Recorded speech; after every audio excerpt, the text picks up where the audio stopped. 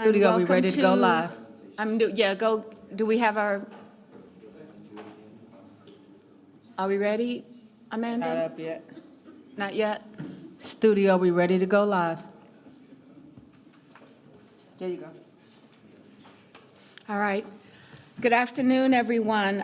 Today is June the 3rd, and this is the Charlotte City Council meeting where we actually try to address the committee issues, the things that we have put in the council committees, and we do not do report outs. We actually ask for highlights if necessary, but tonight we have some very significant things to cover.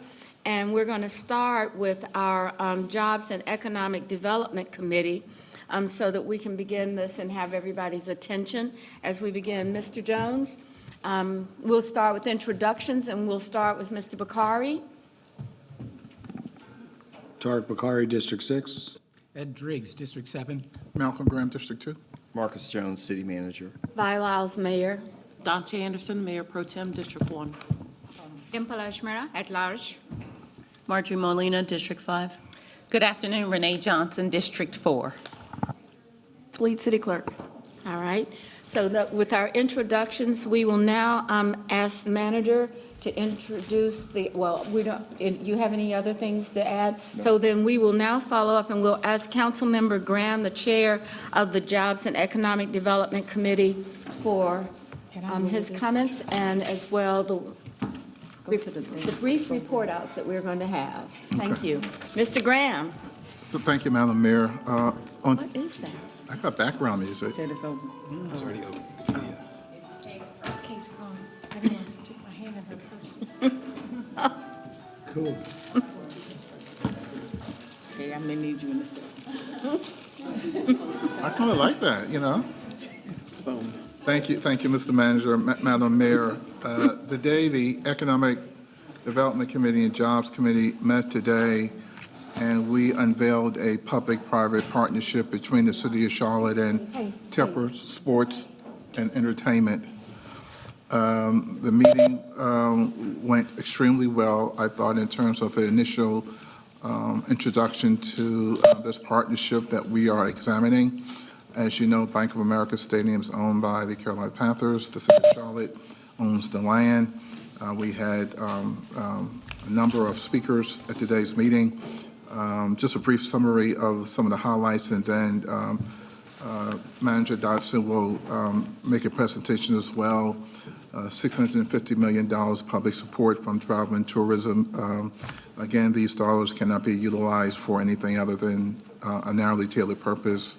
No public housing, no homelessness, no crime or public safety, strictly earmarked for travel and tourism with the support from the hospitality Travel Tourism Alliance. This is not a blank check, it's a reimbursement, so work has to be done, and then the City of Charlotte will reimburse Tepper Sports and Entertainment for the work that's being done. The first tranche of work is city-mandated projects. These are projects that the City of Charlotte would like to see done first and foremost. They do not add to his economic interests like suites, those type of things. We have a policy checklist that protects the city's AAA bond rating as we move forward. The deal keeps the team in Charlotte for 20 years, 15 years of hardtail, 5 years soft. Community benefits, and that's something that we really talked specifically about related to minorities and women in business enterprise. We had two speakers, Pat Rogers from Rogers Builders and Lorraine from Leaper Construction Company. They were there to lend their expertise position regarding how to get the most MWB participation for a large public project like this. And then lastly, we had Carolyn Wright, who is the Senior Vice President and Chief Venues Officer, spoke as well, and she really talked specifically about the modernization of the infrastructure, modernizing building systems, mechanical, electrical, HVAC, structural enhancements to prevent leaks, new seating, upgraded data security, community command center and venue control, pedestrian and social space enhancements on stadium exterior and exterior, expanded team store, upgraded sound and video systems, and safety and security upgrades. The framework was presented today. Obviously, there's a lot of I's to be dotted and T's to be crossed, but the public presentation went extremely well. Obviously, there'll be a number of comments from the public. Ms. Dotson will announce today a website where the public could provide their feedback in terms of the deal. And with that, I'll turn it over to Ms. Dotson to kind of give the council the perspective that we received this morning and a brief update. Great. Thank you, Councilmember Graham.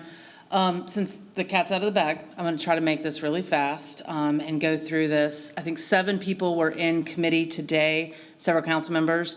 So this is, again, it'll be repetitive, but for anyone who was not in committee, if this is too fast and you would like a deeper dive, please do not hesitate to let me know, and I will make myself available. So why? Why should we consider this investment into Bank of America Stadium? It's really investing into a community asset, and the asset itself is almost 30 years old. It's become a significant part of our community. We all have memories of an event or a game, and sometimes we weren't even at the facility when those memories were created. Earlier today, I talked about 2003 and the NFC championship game that was played in Philly. And while the Panthers were not playing in Charlotte, the city was electric after that win. If any of you were here then, you will remember it. Or even more recently, how much of excitement was going on in our community with all of the post-COVID concerts. So again, you don't have to be in the facility to have memories of things that have gone on. But also just as important is what this facility generates, and more than $1 billion in economic impact annually. This supports over 9,000 jobs annually, generates more than $54 million in taxes annually. Now let's think about what that impact is if we look at more than 2 decades. That's over $1 billion in new taxes that are generated, and that's over $22 billion in economic impact for our community. And it's under the Tepper Sports and Entertainment ownership that this impact has grown to over $1 billion. Their investment in MLS expansion and the willingness to bring more concerts has made Bank of America a top-performing venue in 2024 when it's compared to other NFL stadiums. The concert this past weekend, George Strait and Chris Stapleton, was only one of 9 venues selected in the U.S. this year. These more than 40 events annually have contributed to the vitality of our Uptown. 9 out of 10 days of Uptown visits in 2023 came on stadium event days. And still to come, in 2024, we have Copa America that's expected to attract more than 150,000 people to Charlotte. And the Panthers training camp comes to Charlotte and starts to call Charlotte home. Oops. Sorry, I missed a slide there. But it's others in the community that see the benefit as well. The hospitality industry, as Councilmember Graham said, hotel employees, Uber, Lyft drivers, bartenders. Small business owners in our community, they see the gain when there are events at Bank of America Stadium. Let's dig into the deal points very quickly.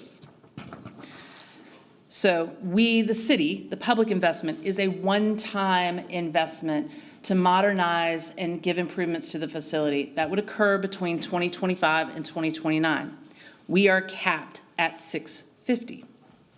TSE, will take on all cost overruns, additional investment in these years of construction, as well as future capital improvements in operating and maintenance. It's important to note that you can't just make an investment in this 4-year period and then do nothing for the extension of the term. It'll be important to keep things like technology that's estimated to only have a lifespan of 7 years in good working order. Concrete repair and refinish has to occur about every 2 years. And many of these will occur over the life of the lease extension or the term extension. So it's important to not just think about those 4 years, but everything that has to go into modernizing this facility and keeping it in good working order for the next 20 years. Again, the total stadium investment between 2018 and 2045 would be over $1 billion. This secures the Carolina Panthers and Charlotte FC staying in Charlotte and operating out of this facility until 2045. Visually, this is how this looks. You can look at the span of the TSE investment. Again, it's all important to keeping this into the facility in good working order. And our investment, it's very short, it's very concentrated in specific work that will happen in a specific time frame. So a couple other things just to review. These funds are capped, I said that before. TSE will take the cost overruns, and they're responsible for the operating, the maintenance, and other improvements, the life of the extension. TSE funds are contributed proportionately with city funds over those construction years. If we put in money, they put in money. And I think probably the most important thing to note here is the city funds are paid after work is done and completed. The city funds are paid directly to companies doing the work. This means that our local companies are actually getting our investment, and we're putting local people to work in the facility. The 20-year non-relocation for the Panthers and the Charlotte FC, it's 15 years hard. Nobody's going anywhere for 15 years. There is an opportunity, if exercised, for the team to leave in the last 5 years. If they did, and they exercised that option, they would have to repay any debt associated with this investment before they left. And Matt and Teresa will talk about that a little bit more coming up. The work.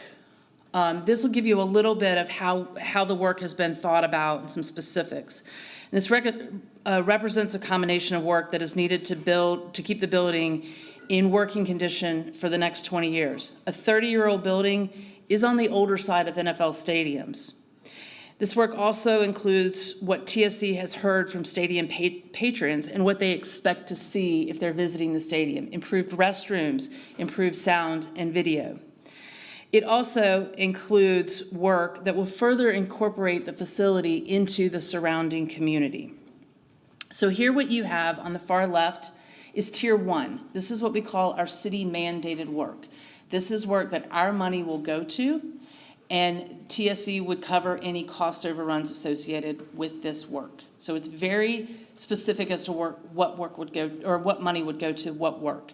Tier 2 is if there is cost savings, we could elect to use city money for some of these things in Tier 2. Tier 2 could also be owner-elected work. And then Tier 3 is owner-elected work only. This is where our money would not go into suites or things like that. They would focus on the first two tiers, whereas the owner-elected work could go into this. And following up on the last deal points, I think are important to mention is additional city use days. You all often ask how many city use days do we have in these agreements. Tepper Sports and Entertainment has agreed to increase from 5 city use days that we currently have up to 7. They have requested access to the CATS lot that sits beside the practice facility, the Johnson & Wells dorms, and 4th Street. This is really providing access from the practice facility and access to parking, which would pull traffic off of Cedar Street. The other thing that we have discussed in this agreement is traffic management. Currently, we contribute $250,000 a year to traffic management. We are increasing that to $500,000 a year due to the increased level of increased events at the facility. We've also decided to create a traffic management plan because we have now a lot of different types of events at the facility, and we need to understand how to best manage the different types. We'll set that in place for every 3 years and then readdress as needed. These improvements are to create greater accessibility and sustainability for the facility. So now we've got Matt and Teresa who are up in New York with some bond counsel. I'm going to ask them to jump in and talk about the funding and the financing. But before I do, I want to remind you that this would not be possible if we had not seen our food and beverage tax sunsets that were supposed to sunset in 2038. They were extended last year to 2060. This effort was led in Raleigh, mostly by our hospitality industry. But for the state approving that last year, we would not be having this conversation at all. So I'm going to see if Matt and Teresa can talk. Hey, Tracy, this is Teresa, CFO. Thank you. I hope you guys can hear me okay. Thank you for accommodating the virtual as we are up here working on a Charlotte Water financing. But I do want to start by reminding everyone that there are no general funds that are used for this project. So as you will remember, for our hospitality funds, these funds are required to be spent in a certain way. And so for this project, we will be using the Convention Center funds. And I don't know, I'm not sure if the slides are up. I don't see them on my screen, but I'm going to keep rolling through the slides. They are. Okay, so there are 3 hospitality funds that we utilize. And for this particular project, we will be using the Convention Center Fund. So for this fund, the revenues here are the prepared food and beverage tax, which Tracy has already mentioned, as well as an occupancy tax. And one of the permissible uses for this is stadiums that are greater than 60,000 seats, as well as any ancillary facilities that are associated with those stadiums. So for the next slide, you all will recall that you approved a hospitality capital investment policy in 2021. That policy included both guiding principles as well as for financial parameters. So just hitting the highlights here. Under the guiding principles, we look at things like the economic impact. We look at leveraging private sector dollars. We make sure things are self-sustaining when we're making investments. And on the financial parameters side, this is where we really look at the affordability. And so there are 4 things that we consider. Number 1, that fund balance is maintained at 100% of the following year's debt service. We look at a recession mitigation reserve, and this was something that was added to assist in the case when maybe the revenues have a downturn. So we have a little bit of additional fund balance reserved for that. We also make sure that the debt is aligned with whatever the facility is that we're financing, so we're not creating a financing that is longer than the useful life of the particular asset. And then we also consider any ongoing maintenance that may be required for that particular financing or facility. Next slide. So as you all are aware, right now we use certificates of participation for things that are funded by the hospitality revenues. A certificate of participation requires that we grant a security interest in the asset that is being financed. So you think of that as collateral, very similar to a home mortgage. What we are looking at for this particular financing is using a special obligation bond.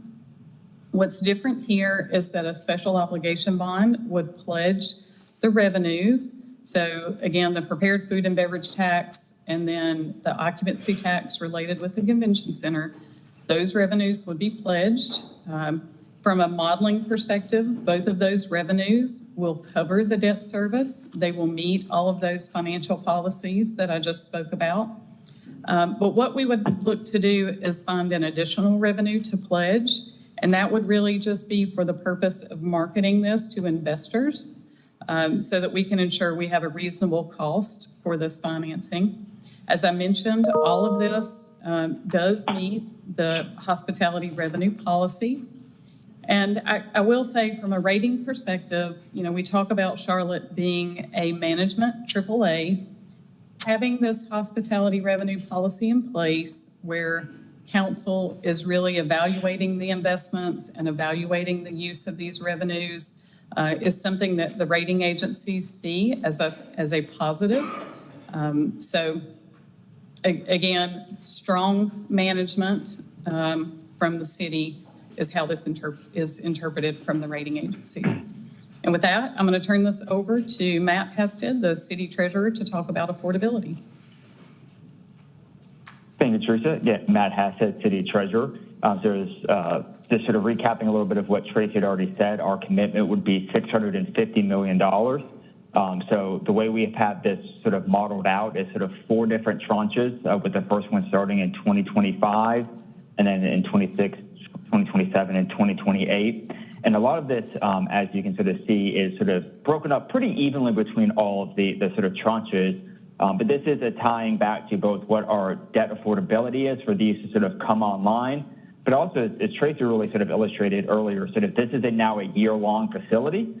So you can't shut it down completely. So this is marrying both the cash flows of when project work can be completed, as well as when the debt affordability can come on for the city. As we'd be looking to do this, we do anticipate trying to use bond anticipation notes or bands or lines of credit. And these are construction period financing tools that the city has used very effectively, from everything from our streets and neighborhoods programs and our general obligation bonds to water sewer to the airport. These really work well because we're able to draw down debt proceeds as work is being done, limiting our sort of expense up front and then converting it to long-term debt after the expenses have been fully drawn down on those lines of credit. And then we'd tie out any long-term debt to no longer than our fiscal year 2046, which is where the lease extension would take us to. One of the really important things that Tracy mentioned earlier is if Tepper Sports and Entertainment does exercise their ability to leave early after our fiscal 2039, it would require for Tepper Sports and Entertainment to fully fund a defeasance account. So this means that they'd actually have to put in all the amount necessary to pay the outstanding principal and interest to bondholders into an account with a trustee. So that way the debt would legally no longer be the responsibility of the city and would come off of our books. So that's a really critical way of how we're looking at this and making sure that we're tying back to that investment policy, that we're not extending our last debt service payment past when the facility itself would be used. Go to the next slide. So So this is, I believe, a chart we've used a little bit in the past, and this is a really good visual representation of what Teresa was looking at with that hospitality investment policy. So you can see sort of the bottom being the blue, the reserve by policy. This is the revenue recession reserve that we're keeping in the model, as well as then the restricted for debt service. And this is that 100% of next year's debt service. And you can see that it's really growing in that sort of from that 25 to 2030. And that's illustrating the debt coming online for the stadium improvements that City Council is currently now evaluating. So this is fully considering what our obligations would be under this proposal. And you can see that sort of graph of that part on top is the available for fund balance. So what this is just showing is the fund balance above and beyond that fiscal year's expenses or obligations. I will note that doesn't mean that that's sort of free and clear money to be used, because we do sort of look at both fund balance and future revenues into account for all of our debt service and other expenses.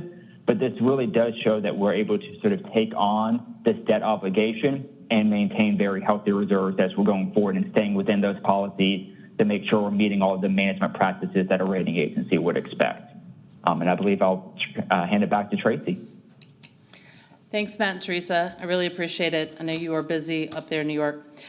So let's now transition to the community benefits plan. This is an important part, and this is one that I really want to get feedback from you all on and share ideas that you hear from the community as we have this conversation. I have really been looking at this in 3 ways. Opportunities for the community, which gets community support and civic engagement. Opportunities for individuals, which is where we get into areas like workforce development. And last, opportunities for local business, how we utilize underrepresented companies, and how we have a really robust MWSBE strategy with TSE. So first, on the community support and civic engagement, I jokingly call this the Mayfield chapter because I asked Councilmember Mayfield, what did community benefit really mean to her? We had a great conversation, and it was really about how does the community gain access? And so we threw out some ideas that you see here on the screen, like partnering with CMS to recognize graduating seniors, developing a neighborhood engagement strategy, or continuing what they started last year, which is a local high school game. It's really cool to think that, you know, you might have a high school football player that's not going to go to college and play, and that he has the opportunity to play in a stadium before ending his football career, his or hers. On top of that, we have to acknowledge some of the work that's already been going on with the player and staff participation at the local philanthropic level. Since 2018, TSE and TSE-related entities have contributed more than $44 million to the Carolinas, and 28 of that has been specific to Charlotte. 400 community appearances occurred in 2023 from active and former players. In addition, you have 25,000 students that received backpacks filled with school supplies from the Panthers, 29,000 middle school students, across the Carolinas engaged in the NFL Character Playbook program. On the Charlotte FC side, more than 5,200 tickets were donated to community and nonprofit organizations last year, and there's 11 mini pitches that are built throughout our community for children to access.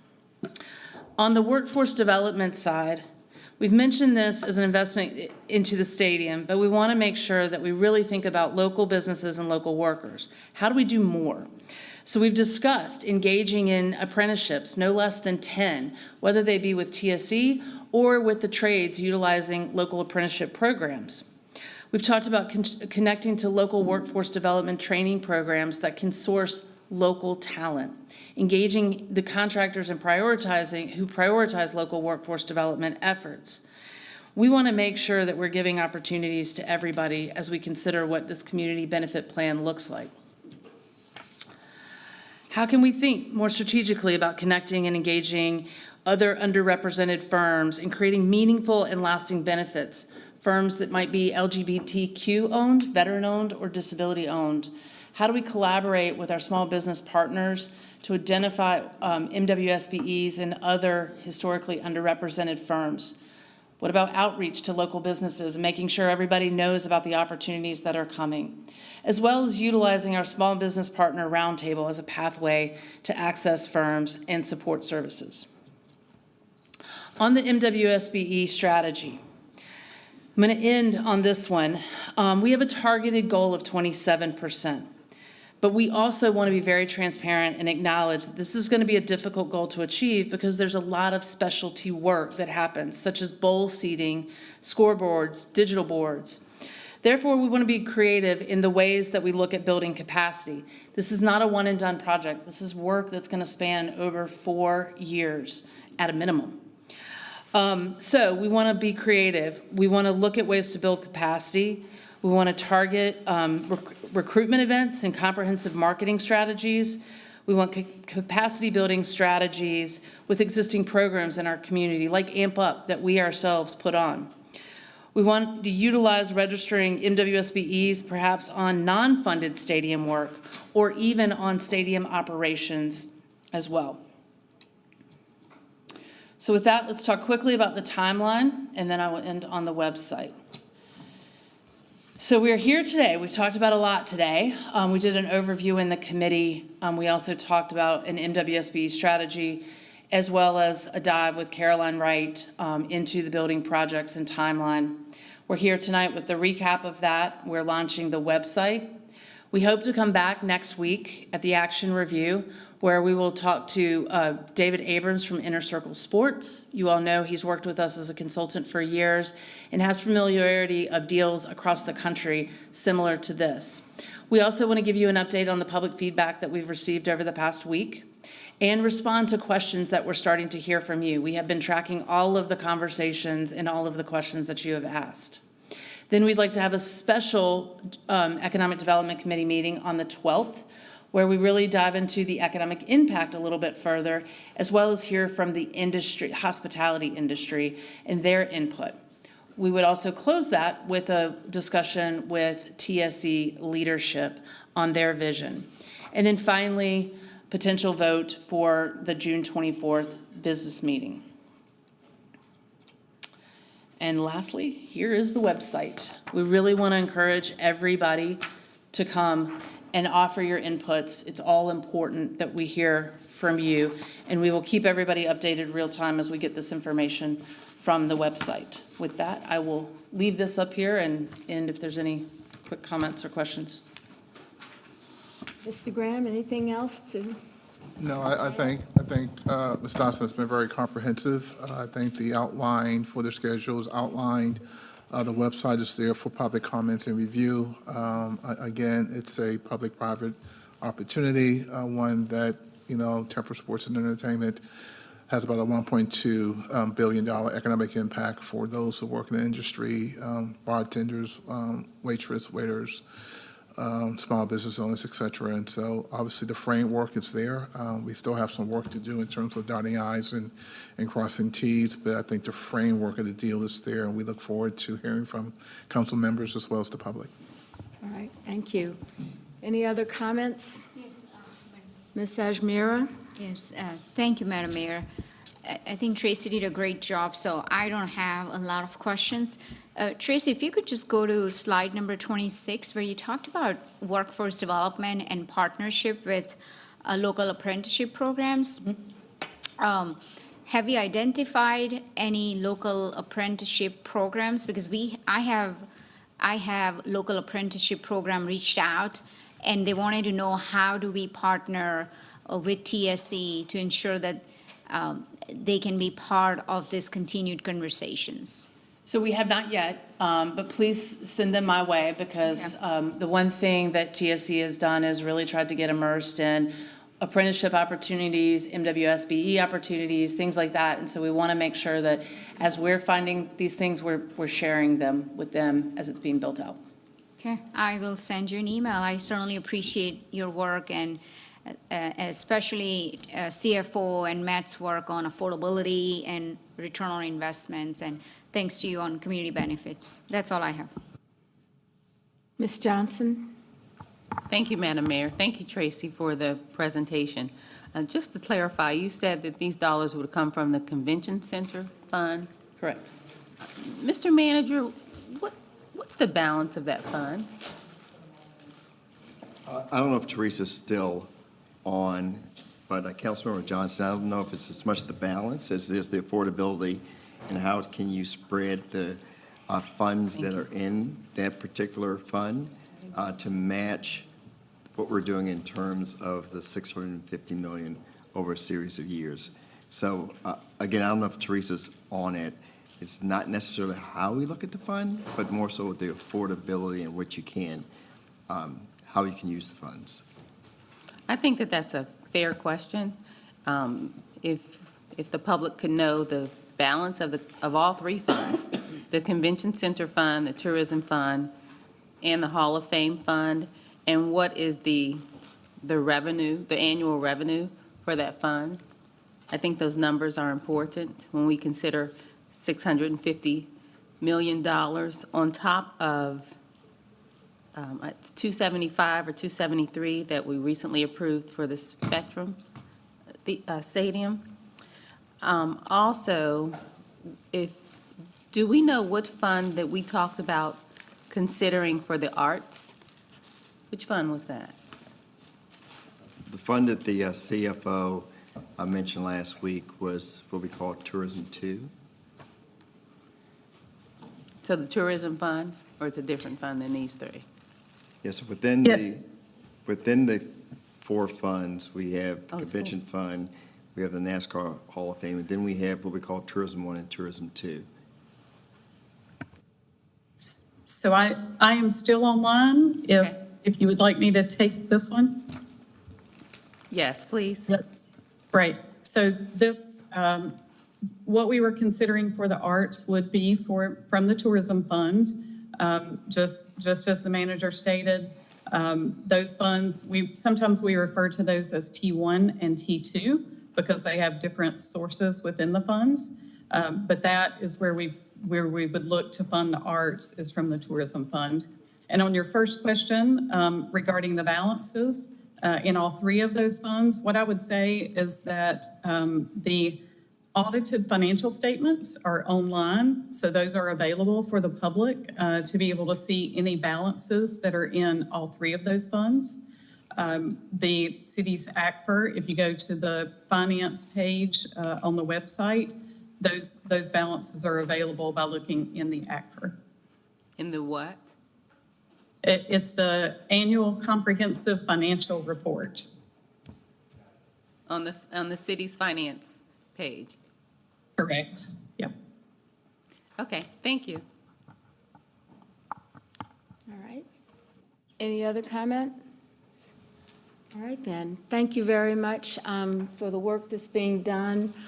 I think this is really a real effort when we start talking about how do we actually engage the people that live in this city to have a contribution towards this, and especially around our community benefits plans. So I'm looking forward to those coming up. And with that, we'll go to the next item on our next committee on our agenda. I'm sorry. We will have public forums for people to speak later, but not tonight. This is for the council to get an understanding and have more conversation, more fine-tuning for what we're doing, and then we will have a public hearing at another time. Please let us know, or we'll let you know when that is. Okay, it'll be on the website, I expect, for this project. So. All right, thank you, everyone. So Mr. Driggs, how did you feel about all the development work that you're doing today? So there were three topics, the transportation plan and development. I'll just touch on them quickly. The first was a CATS update. I think the takeaways from that were ridership is up on all lines, not yet back to pre-pandemic levels, but rising significantly. The no-shows were under 1%, so the trains that just, or buses didn't show up. Now they're actually focusing their attention on on-time performance, including early and late arrivals at stops. That is at 79%. Normally the industry target's about 85%, so we're still working to bring that up. Maintenance is being performed on schedule, that's ongoing, and there is a second FTA report that is pending still. It's in draft. So the second topic at our meeting was community area planning. And basically, this was just a short briefing on the community area planning process. And I feel it's important for us to kind of remind council what this is, because it's going on now. The staff is working on it. There's community outreach. But the goal of this plan is to come up for 14 areas with an area plan that is more specific than the UDO to the circumstances of each area. The result will be a document that's 30 to 50 pages long that talks about all the characteristics, the resources, the needs, and so on for the area. And that process will also inform an update of the policy map. So the plan document itself does not modify the UDO, but it will affect changes that are proposed for the policy map, and that's where the action that we take becomes binding and effective. The policy map update has been circulated in draft. There will be a couple of more rounds of drafts of that, and the expectation is that we will finish the area planning process sometime next year. The last thing that we talked about was compact development, and you will recall that we made a change to our conservation option in order to eliminate plan submissions that were basically not as we intended and had excess density. But in order to provide some response and relief, we also were discussing already then this idea of compact development. So this is a change to the UDO that would allow for, in certain places and under certain conditions, would allow smaller lot sizes, higher density develop, implying also lower per unit costs. And there would be a requirement that you have 10% of freely usable open space in addition to the normal tree save and open space requirements. And also it's being offered only in certain locations. Anyway, that's a way of kind of responding to some of the input we got from the industry that the normal UDO requirements did not allow for the development of the kind of housing that we wanted, the lower cost housing that we wanted. So the expectation is that the normal development will account for, I think it was about 20%, that the new compact option will account for 15 to 20, if I'm remembering these numbers right. And then we will see a lot of people who will avail themselves of this new formula. So I think those were the highlights. The committee members and myself as chair, Ms. Molina as vice chair, Mr. Graham, Ms. Johnson, and Ms. Watlington. And if any of those would like to fill in anything I left out, that would be great. Any questions for, Thank you, Madam Mayor. So for the compact development, what was the lot size that you mentioned? The last what? For the compact development text amendment, I mean, for the compact development, that's new. What was the lot size that you all considered? So there was a proposal, it's in the slides, about a width of the lots. Hold on, maybe I can find that. But there was also some discussion based on feedback about whether, yeah, here we go.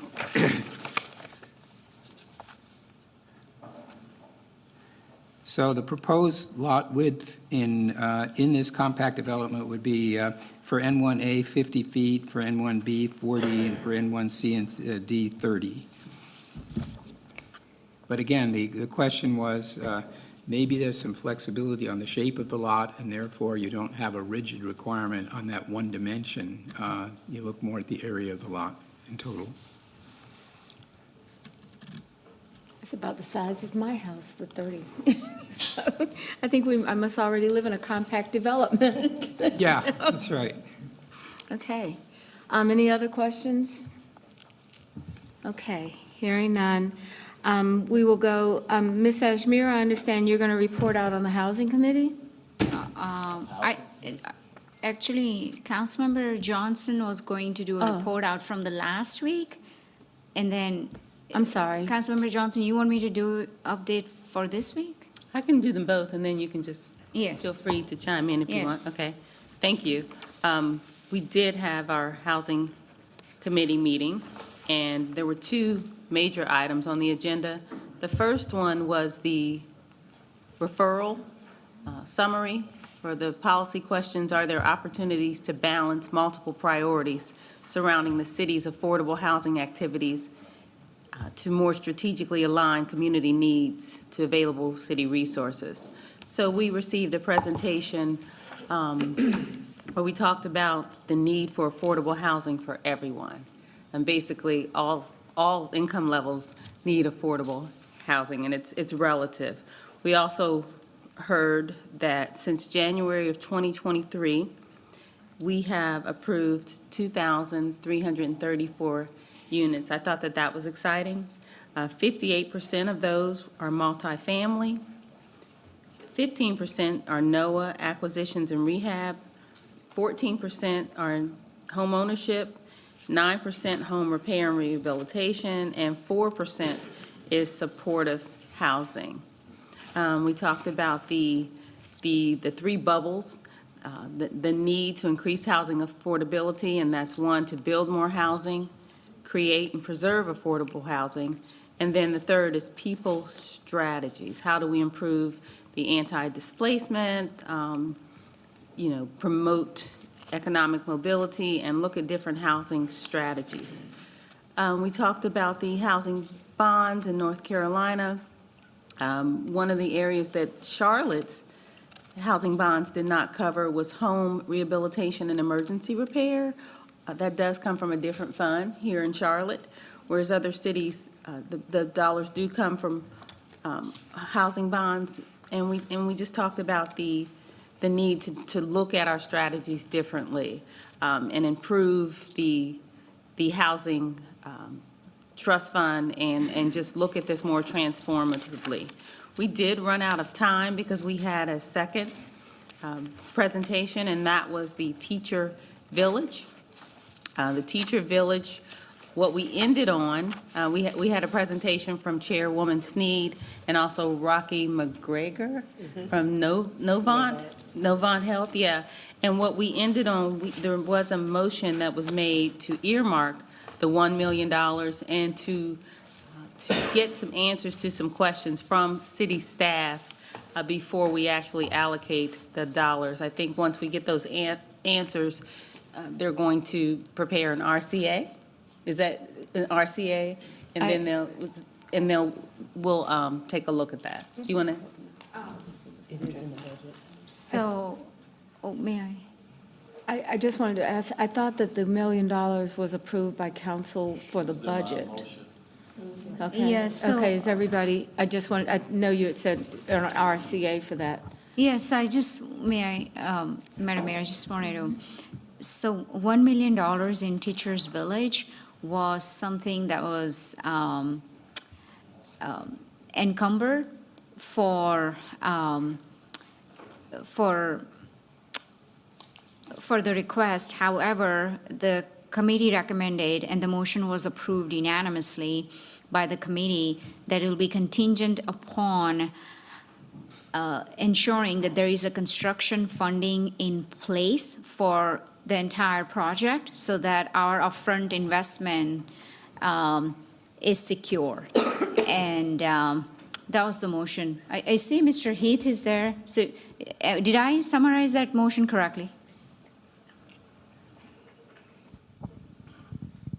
Yes, Councilmember Izmira, my interpretation of what I heard was that the committee endorsed the $1 million earmark with an understanding that there were some specific questions that needed to be answered by CMS and some additional evaluation that was.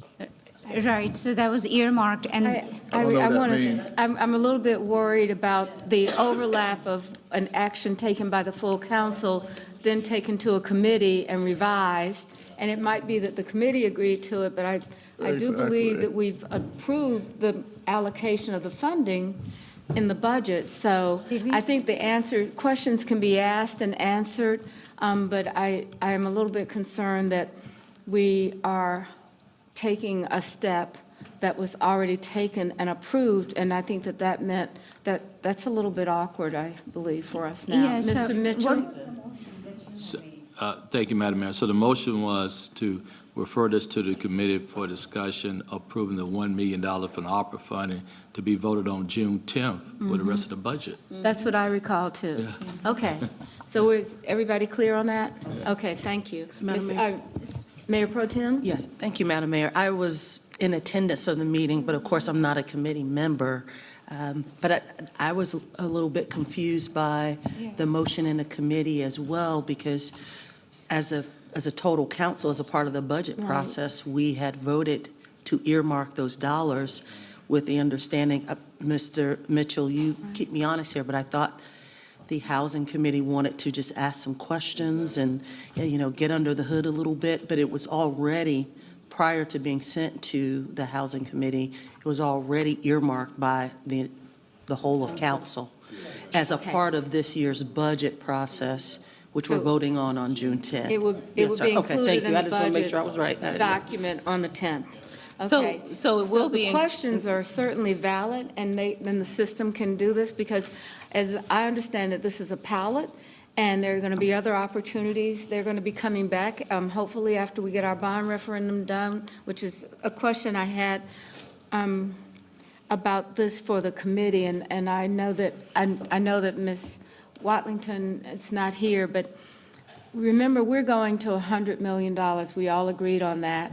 And I definitely think one of the questions that we need to be able to present to the public is how are we going to allocate these funds, the $100 million? So I know that we've been talking about, whether or not we want to do repairs and all of the categories that we have, but I believe that we need to begin to have something as a recommendation from this committee to say this is where we would allocate the $100 million so that we can be prepared to tell people what they're voting on besides $100 million. So I would like to take that back to the Housing Committee chairs and members to say, what are the categories that we're going to spend? And I really appreciate Ms. Johnson saying that we've got to try new things besides the trust fund, because that's what we really have to start thinking through. Well, and you're right, we do have to answer the questions, and those were the questions we had as a committee. We said, we know that it's earmarked, but we did talk about, we'd like to have some answers before the money is actually distributed. But it could be allocated, it would be appropriated in the budget, and you could have it, answers before it's actually Right, processed for payment. right, and that's. Well, yeah. I didn't hear that motion stated that way. That's not what it doesn't matter. Now we know Well, where let we me are. just say, and Okay. if Mayor Pro Tem, if you were confused in the meeting, I wish you had brought that up if it was confusing, because that's what we were saying. There were questions like, is this going to set a new precedent? And we've got to be prepared for that to be able to answer to the public. So there were some questions that we needed answers, and we did ask the staff for additional answers before the money is actually distributed. Ms. Johnson, I thought all your questions were valid, but I didn't, my confusion is that they were somehow coupled with or superseding the larger council vote. So I thought you guys brought up really good questions, but I didn't believe that I was confused about how it would supersede action that the council had already taken. In addition to an RCA, as I think Ms. Hefner had already mentioned, Right. that the dollars could be allocated and those questions could be answered during a later RCA process. So I thought you guys brought up really good questions, but I thought it was clear that the council had already made a significant action. Yeah, So everybody understands? we Yeah, have I a- just wanted to clarify something, Madam Mayor. So I believe we are all on the same page that this funding, $1 million, will be earmarked. What the committee discussed was that when it comes to distribution of the dollars, we are just giving time for staff to evaluate this. Even though this funding will be earmarked, they just need an opportunity to review the proposal, because there were a lot of questions around how, what kind of funding is going to come for construction. Then Councilmember Watlington had questions about if there is a LIHTC funding involved. Then there was question about tax exemption status, because this is a CMS-owned land, so they doesn't pay taxes right now, and they wanted us to make sure that they continue to have tax exempt status. And there are a lot of questions that we still have to get through. So that's why I think even though the funding will be earmarked, all of these questions need to be addressed I before the just- distribution. Ms. Ajmira, I think earmark is not the word, it'd be appropriated. It's going to be appropriated. So then the questions can be answered. There could be all kinds of ideas of what would be done, and I understand that, but let's just be clear that it's going to be in the budget. If you vote for the budget, you're voting for the $1 million to be appropriated for the school system.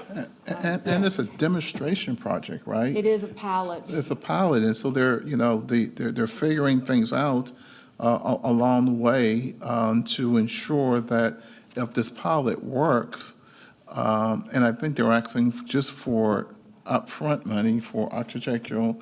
I think we ought to allow the school system to answer some of their own questions first before we put any strings around releasing the dollars based on questions they may not know the answer to as of yet. So I hope that we would appropriate the money and tell them good luck, and we're supporting them.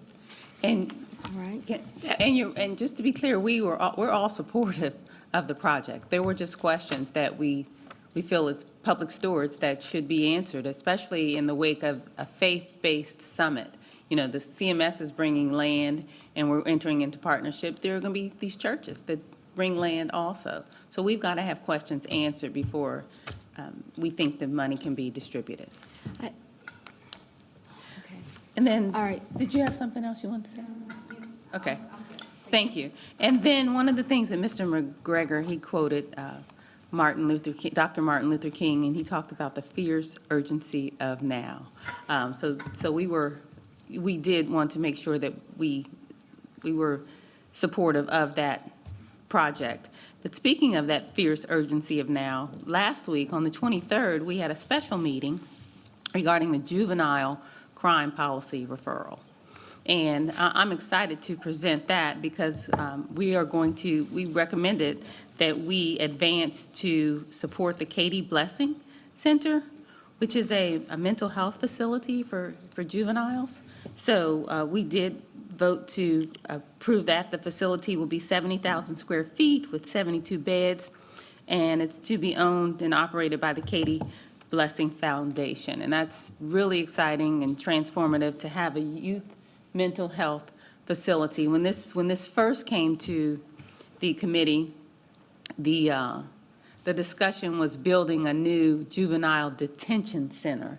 And this council, or this committee, we were all, I think, passionate and compassionate in looking at the trauma and the core or the root causes for much of this juvenile crime. So we did vote to advance and support the Katie Blessing Center.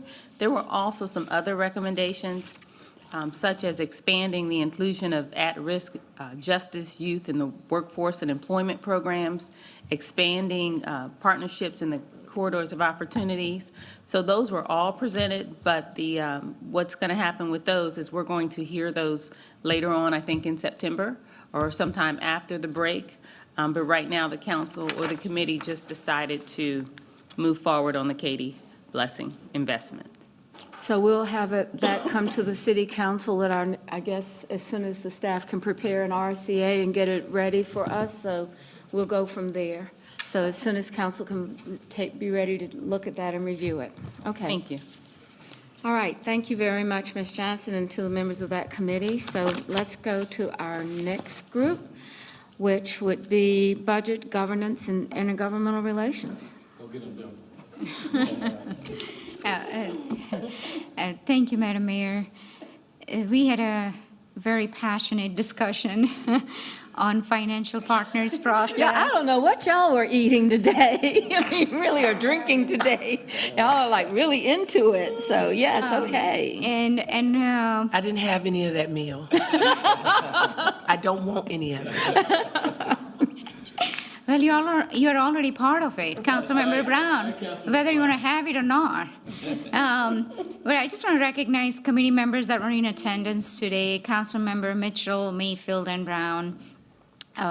So we started out with the financial partners process, and Marie did a great job, and Jerry, they both did a great job providing recommendations based on the committee's feedback from our last meeting. We will be looking at bringing that forward to the full council. You will see we are putting some measures in place to ensure that we are measuring performance. I know Mayor in her speech at swearing-in ceremony, she talks about how measuring our performance. And I think in our financial partner process, we are implementing that. So there is more to come on that, but I just wanted to give you all a heads up. If you hear from an organizations that did not get funding, or if they had a hold on funding, maybe because they didn't meet the criteria or did not submit the information. But I think it's a good process that the committee worked on. Certainly, we are also compiling a listing of organizations to notify for funding and some of these changes that are coming down the pipe. We will have a cross-departmental team that will review all the applications and they will rank all the proposals. New component that we introduced, that organizations that receive funding over $100,000, they will be required to submit a financial audited report.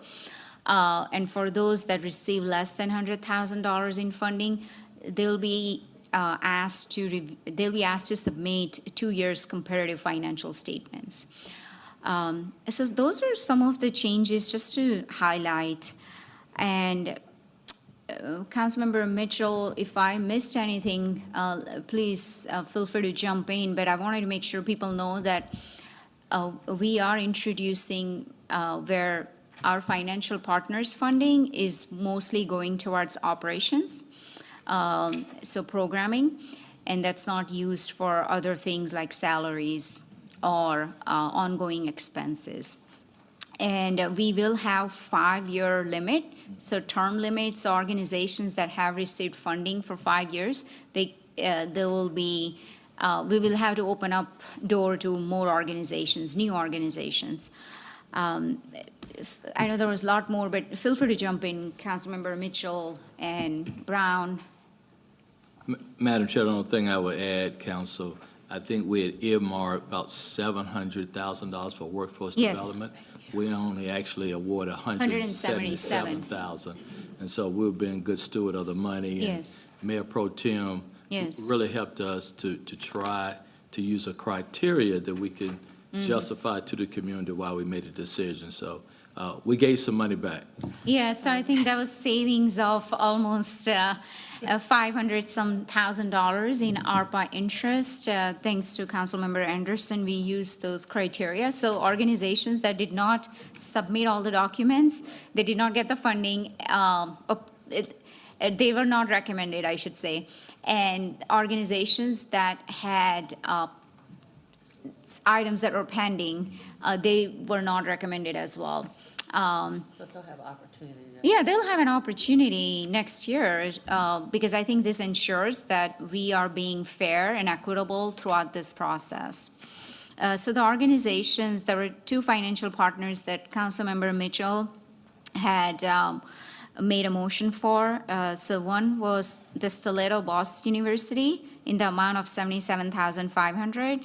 And the second one was the Carolina Asian Chamber of Commerce for $100,000. So those were the 2 organizations that were recommended. Also, you all had given us another project for 6 additional nonprofit organizations. These are the 6 nonprofits that did not apply. However, they were brought up during the budget process. So these 6, they all ended up getting up to $100,000. So Block Love, $100K, Carolina Youth, $100K, Charlotte Museum of History, $100K, Hearts for the Invisible, $100K, Home Again Foundation, $100K, and Save Our Children's Movement, that was $34,000. So I know some of this was championed by Molina, Brown, Anderson, Mayfield, Mitchell, and myself. Well, I want to say thank you because I want us to have a really real ability to go right into our budget appropriations. So this was one of our missing pieces, and thank you guys for pulling that together as the recommendation for the whole council and this work that's being done, and especially as we talk about the evaluation process going forward, so that people will know in advance and know the rules of how we're going to work. But that's excellent that we've gotten through this work on the nonprofits and the allocation. So thanks very much for that being a part of what you've done. And the last item, Madam Mayor, we had a very spirited discussion on was the procurement policy. So we Which began. procurement policy? To review the city's current procurement and CBI policy that's used for capital project, including project delivery methods, change orders, MWSBE goal setting. Councilmember Mitchell had a lot of amendments or recommendations, I should say. But generally, I'll let him speak to that because, obviously he has the industry expertise. So he spoke from that perspective and he suggested a few changes. So staff is going to study that and come back. But before I hand it over to him, I just wanted to give kudos to Phil Rieger and Stephen A. with CBI. They are working to increase MWSBE participation and removing barriers for our small businesses in city contracting. And in fact, they are doing a pilot starting tomorrow. So even over the summer, staff will be working in full force to implement this pilot program. It's called CIP Pilot Framework. And this pilot is going to focus on the development of CBI MWSBE utilization master plan. So they'll review the city's current policy and CBI policies used for capital projects, including the delivery methods, change orders, and MWSBE goal setting. So committee will review this progress based on the pilot program and will provide additional feedback in September. So we do plan to have a recommendation to council this fall on the overall policy. But in terms of the recommendations that were suggested by Councilmember Mitchell, I'll let him speak to that because he used a lot of acronym. So, Mr. Mitchell, if you don't mind. No, I'm going to keep it brief, Mayor and Council. Thank you, Madam Chair. I just got to echo what Madam Chair said, that the staff did an excellent job. So Steve and Phil, great job providing a great policy discussion, Sean and Renee as well. We did give them a lot of things to look at. Look at a different city beside Denver, because we felt like those demographics not the same as ours, but we kind of challenged staff to continue to look at some best practices. And, there were a couple of things we want them to look at that we know can be a barrier for our trade partners. One is quick pay. So staff is going to take a look how can we offer quick pay. And then we talk from a safety standpoint. The current standard now we use is called EMR, and it's a pop quiz. Councilmember Brown or Councilmember Ajmer.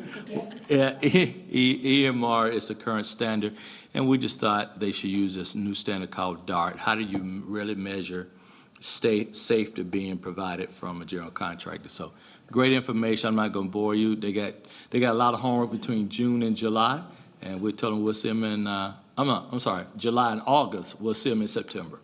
And remember, We'll see them when we come off the beach with our feet up. Something about the council input. So Councilmember Mitchell had recommended that we look at how county commission reviews. Yes. County commission, I guess, sits on. Can you talk to that? Thank you, Madam Chair. I forgot about that. So I know there are several models out there, and one model that our county commissioners use is they rotate a county commissioner to sit on the interview panel. And so we ask staff to look at that and see how that model, if that be applicable for us. So thank you. That was one thing we asked them to do some research on. And lastly, I just want to mention, Councilmember Mayfield brought this up, where we do have a lot of certified MWSBEs in our database, but when you look at our overall utilization, it's really small. So how do we increase that to ensure that we have more MWSBEs that are getting opportunities? So more to come on that, but that's all we have. Councilmember Brown, feel free to chime in if I missed anything. You did great. I'm headed to the beach. Mr. Driggs. Mr. Driggs? I wanted to add a quick footnote to my report on compact development. For one, a lot of the problems that were created by the old situation were occurring in the ETJ.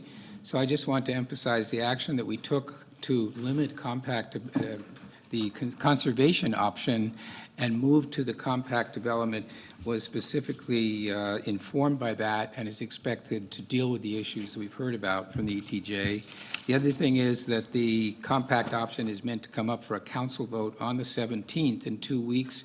So if you have a concern about that, inform yourself, call me or the staff, but be ready to vote on the 17th. In committee, we asked whether any member of the committee had an objection to moving ahead on that schedule. There were no objections. Thank you, Mr. Driggs. Well, I want to thank everyone for the participation today and the hard work that's been done. We've got some big things going on. Some of it we're ready to go, and others we'll continue to work on. And now this meeting's adjourned.